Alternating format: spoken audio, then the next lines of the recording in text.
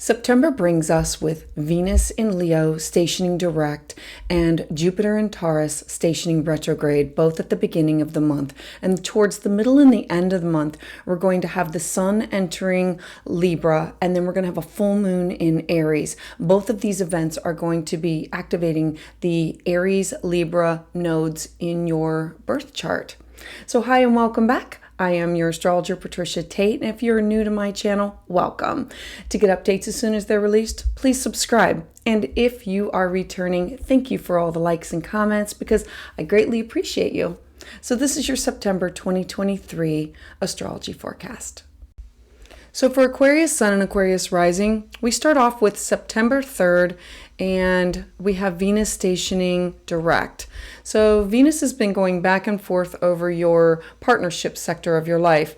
This is significant others and your one-on-one relationships. It could be business partners. It could be best friends. And so while retrograde, she has been having you talk about boundaries and reformulate some things that have been going on. And there have been issues that have been coming up over the last month and a half. And so now stationing direct, this is going to give you an opportunity to have more creativity, to have inspiration about areas that have been lacking or missing in your life, being more Leo-like and fierce and passion and loyal and wanting to have boundaries. And so now you're going to have, with Venus stationing direct, you're going to have more energy, more passion, more drive, and more focus in this area of your life. And then on the very next day, we're going to have September 4th, Jupiter is going to be stationing retrograde. So Jupiter and Uranus have been here for a while, and we had the North and the South node activating this area of your life, your home, your family, your roots, foundation for the last year and a half. The nodes have moved on to your ninth and your third house, and there's a separate video that I talk about everything that you should expect on that we axis.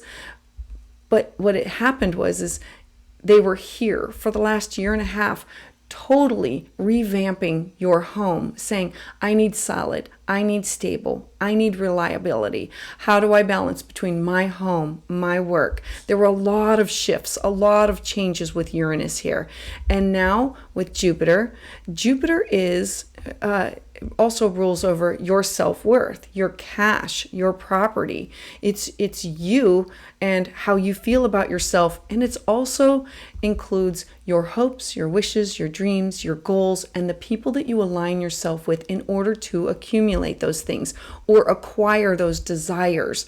And so how do you at home work with the people, the groups, your dreams for your self-esteem?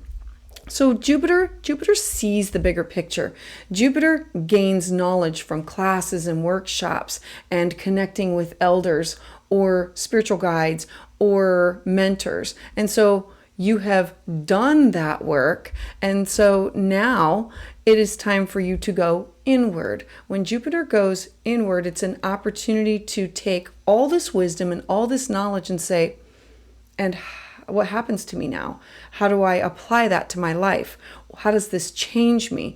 In the fourth house of home, it's about trauma and healing trauma, generational trauma. It's about you, your self-worth, your feelings, your home, your past lives, and it's also about your hopes, your wishes, your dreams, and who you align yourself with in order to work through that. Whenever Jupiter is retrograde, we take all the information that we have learned from mentors, guides, classes, workshops, and we say, how does this apply to me? What are my new thoughts, my new ideas, my new beliefs? Because I now have this opportunity to transform. In the sign of Taurus is slow and steady. It just is stubborn, doesn't want change. And so for this area of your life, this has been a slow and steady process. And now is the time that you're going to be able to say, enough is enough. I see it. I see the bigger picture. I understand what it is. I can leave it behind. That's not me anymore. That's not my home anymore. I can stop this from the next generation. And I can also share this with others. I can connect with others for my best and highest good, whether they're through shared groups and networks where I connect with them to help them, or I connect with them to help heal others. So moving on from that, we go to September 14th. So on September 14th, we have a new moon in the sign of Virgo. Now, I love this because Virgo takes everything that it has and says, we will not waste anything. We're going to work with everything that we've got here. We are going to be detail oriented. We are going to be structured. We're going to be organized. We have these projects, these jobs, these schedules. And so new moons, time for a clean slate, fresh start, and the sun. So let's break it down that the sun also includes your partners, your significant others, your one-on-ones, your relationships, your clients. The moon is how do you balance your service to others and your mental, physical, spiritual health, well-being. How do you balance your home, your work, so that you don't give everything that you have to others? It's coming up with a plan of, this is my 8th house of shared resources. It's your debt that you share with others, and it's your contracts that you share with others. It's alimony, child support, it's debt, it's taxes, it's contracts that you share with business partners. It's also contracts that you share with significant, like marital partners. Then on the very next day, we have Mercury stationing direct. I love this in that all of your plans are now going to be able to get back on track. We had these new moon intentions. We want to have these plans manifest. And so how are we going to do that? Because this is also about your hopes, your wishes, your dreams of what makes you feel good.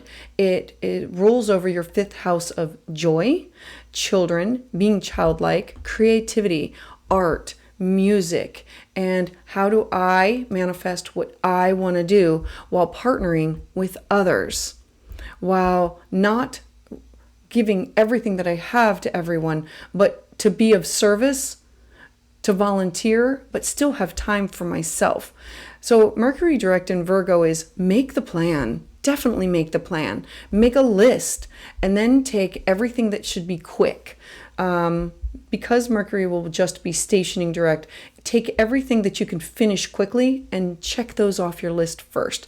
And then make a plan to have the longer goals, make a plan for those later. Because as Mercury finally gets his footing and is able to move forward, you will gain more momentum and be able to easily get through all of your things that you want, your projects, your jobs. You'll be able to plan a schedule in order to make those things happen. So focus on things that you can finish quickly or that have been stalled for a while, and then move on to the larger projects. And then we have on September 23rd. So September 23rd, we're going to have the sun move into the sign of Libra. This is important because it's going to activate the nodes. We have the south node here and the north node here. They're going to be in your 3rd and 9th house for the next year and a half of your life, being activated by ingresses of planets going into it and by the eclipses that the first ones will be October, November.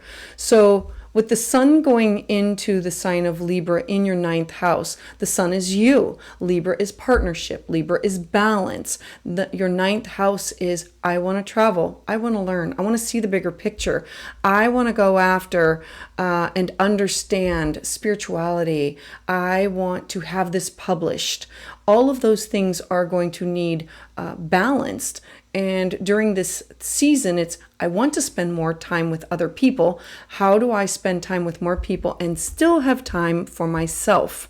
Again, it's going to go back to that me and we access of your life. So you're going to want to welcome new people into your social circles. You're going to be wanting to restore this balance. You're going to want peace. You're going to want harmony, and you're going to have to be decisive over it. You are really good at mediating other people, and now you're going to have to learn to mediate you with other people.